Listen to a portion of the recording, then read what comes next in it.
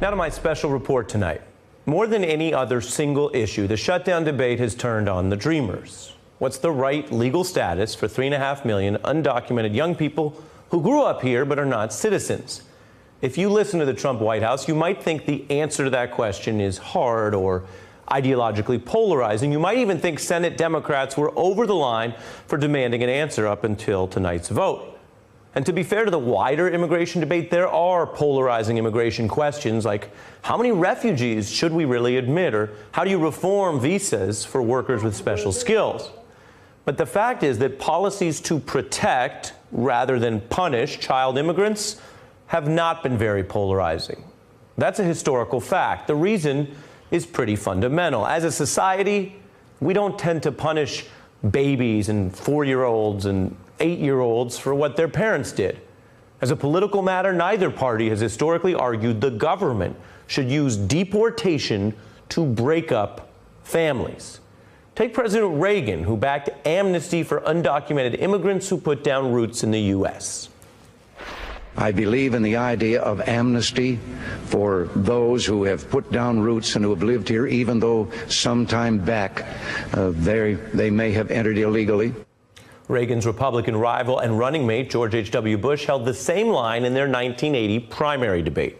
Do you think that children of illegal aliens should be allowed to attend Texas public schools free, or do you think that their parents should pay for their education? I don't want to see a whole, if they're living here, I don't want to see a whole, thinking 6- and 8-year-old kids being made, one totally uneducated and made to feel that they're living with outside the law. These are good people, strong people. Part of my family is a Mexican. Reagan went on to sign a bipartisan immigration reform law and issued guidance protecting some undocumented children from deportation while their parents pursued citizenship. His immigration commissioner announced that undocumented children would qualify for protection even if they came here with their parents. Most times a child would probably qualify. They either came in with their parent or parents before 82, so they'd be covered there, or they were born here, and in which case they would be allowed to remain. Then when Reagan's vice president succeeded him, Bush used his own power to prevent the deportation of 1.5 million undocumented immigrants and children based on the same premise: keep families together. It was called the Family Fairness Policy. It also credits the special role of immigrants to America, and it will promote a more competitive economy, respect for the family unit. This bill is good for families. His son, George W. Bush, signed the Child Status Protection Act, exempting children from being deported after aging out at 21. One of the primary reasons America became a great power in the 20th century is because we welcomed the talent and the character and the patriotism of immigrant families. There are differences between an illegal immigrant who crossed the border recently and someone who has worked here for many years and has a home, a family. 3 Republican presidents, 1 principle defending undocumented children. When Obama came into office, he pursued a bipartisan deal on immigration, but found, like George W. Bush, that Congress wouldn't play ball. So like those presidents, Obama used executive power to extend protection to undocumented children through Daca. Are we a nation that accepts the cruelty of ripping children from their parents' arms? Or are we a nation that values families and works together to keep them together? That order gave all the dreamers protection, but not certainty, because without Congress, it's not a law. It's an order that can be reversed any day by any president, which is, of course, what candidate Trump pledged to do. I will immediately terminate President Obama's illegal executive order on immigration. Trump campaigned by saying what he thought people wanted to hear, and when he won, his campaign rhetoric suddenly contradicted the kind of president he wanted to be, or wanted to be depending on the day, because Trump suddenly wanted everyone to know he loves kids. He didn't want to be the first president who would prioritize deporting them.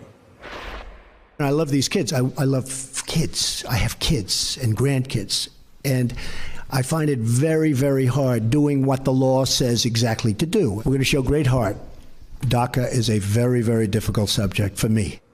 So difficult that Donald Trump then reversed himself again, announcing he'd cancel Obama's Daca order and pave the way for deportations.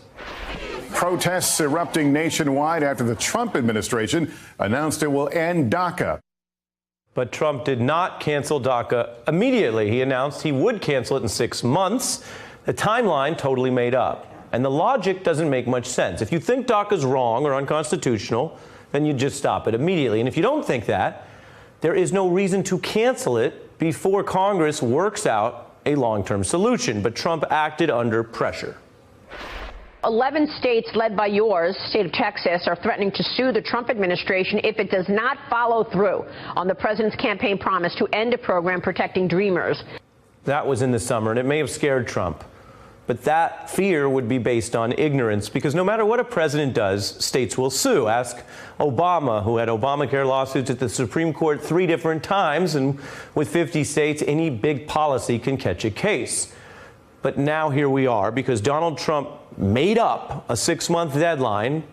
Remember, he can move it or cancel it. He could leave Daca in place until Congress brings a solution coming out of this shutdown discussion. And he repeatedly told congressional leaders he would sign Daca into law.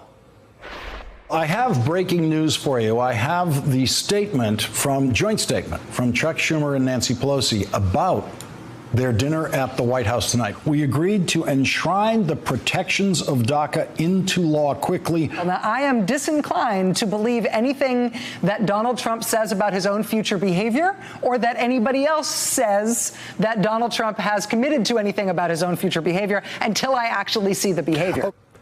Rachel was disinclined. Rachel was right. That skepticism was warranted. Trump made a very similar promise in another recent Dem meeting.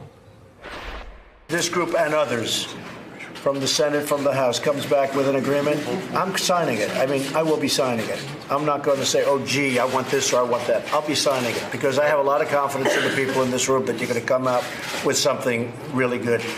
But Trump couldn't live with that deal he had agreed to, just like he couldn't live with his old hardline campaign attacks. And he also couldn't live with his own softening of his own prior hardline attacks. If Donald Trump had any knowledge of immigration law or interest in American history, he'd know this issue is not supposed to be the hard part. President sticking up for children is a bipartisan tradition.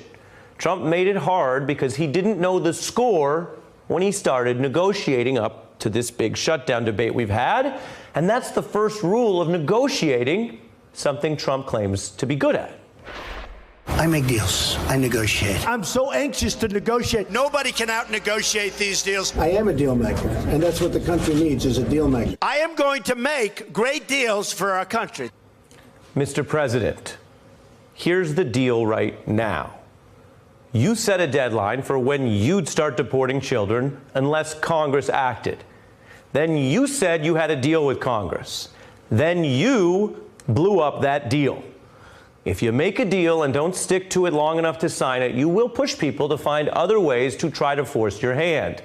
And since this is a democracy, not a dictatorship or a scripted reality show, you won't always have the final say by yourself, even when you have the top job. You don't get to skip the hard part because you only run a co-equal branch of government, which of course was recently shut down. You can't just yell what you want or go home. There's an expression, go big or go home. I like it a lot. You go for the fences, you go all the way, or just, you know what, go home. Trump is learning he can't just take his ball and go home on this one. Donald, your home is now literally the government. You live in the White House. And all of this history, and it's important to follow the march of this history, is larger than slogans.